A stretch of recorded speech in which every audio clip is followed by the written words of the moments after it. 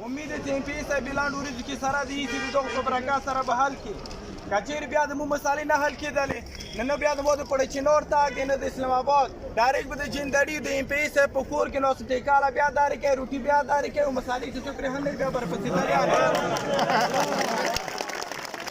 تاسو ټول ته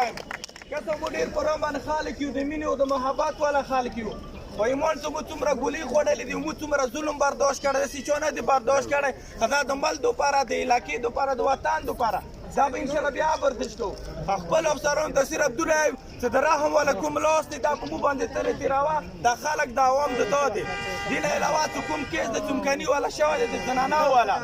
هغه یوه پښتنه دی یوه ګلالۍ دی موږ غواړو حکومت ته دا مطالبات کوو چې کومې هغې د غیرت والا کومه کارنامه کړې دی ایم پی صاحب ناست دی هغه ته مو دا ګزارش دی چې هغه زنانه د ځان نظر کوله وکړلی شي هغه ته په کار چې د هغه ګلونه ورته هغه لیار کړي موږ هغه ته ګلونه وچو خپل خبره دا ده پرامن تاسو ټولو شکریا د تاسو راغلی یو تاسو ټولو ته مو دا ګزارش دی چې تاسو پرامن طریقې سره خپل علاقې ته لوړ شلو انشاءالله چې څو پرې مو مو افسران مو به دا خبرې نه پرېږدو انشاءالله دا به زر حل کېږي صحیح دی که تاسو ډېره